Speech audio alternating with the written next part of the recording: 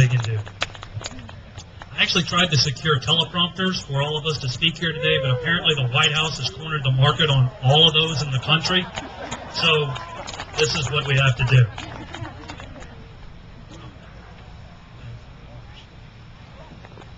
Ladies and gentlemen, the health care reform legislation currently being discussed in Washington is the single largest encroachment on your constitutional rights by the government since the founding of the Republic.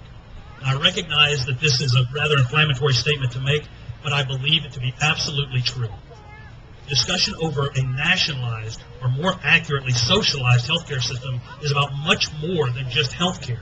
Because once the government controls healthcare, it can inject itself into virtually every single aspect of your life. Because virtually everything that you do can be said to affect your health.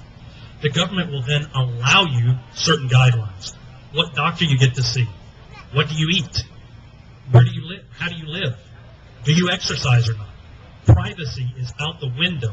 All of these become relevant intrusions for the government to commit because they determine how, when, and where you will be treated. The kind of treatment that the government will then allow, and eventually the type of control that they will seek over behavior because it can affect healthcare costs. In the UK, for example, it is now illegal to eat while you drive, because it was determined that this causes accidents and the government did not want to incur the healthcare cost related with an auto accident.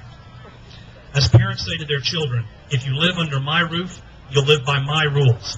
Only in this scenario, the role of the parent is played by the government and we are the children.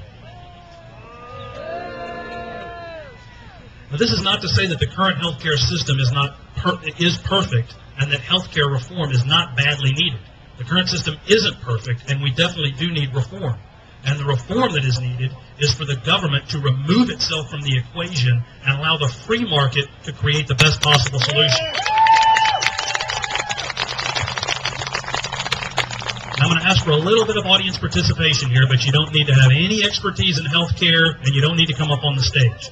But just by a show of hands, how many people in the audience have actually enjoyed going to the DMV or the tax office? I don't see too many hands.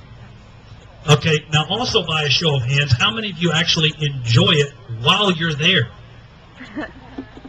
Now, the question then becomes, why would you ever want to put that same group of bureaucrats in charge of your health care?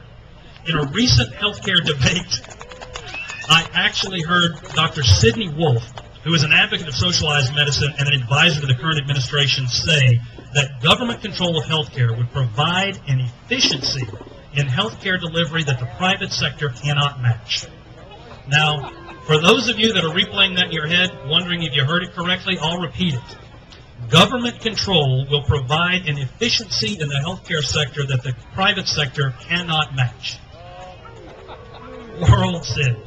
Somebody in the audience, please add him to your Secret Santa list under the title, needs a dictionary and or thesaurus, because Sid is clearly confused about the meaning of the word efficient.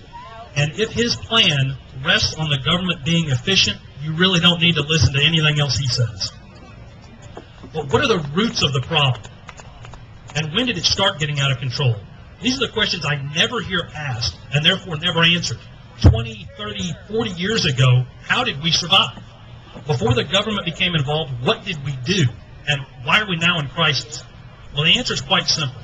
The government injected itself into the healthcare industry.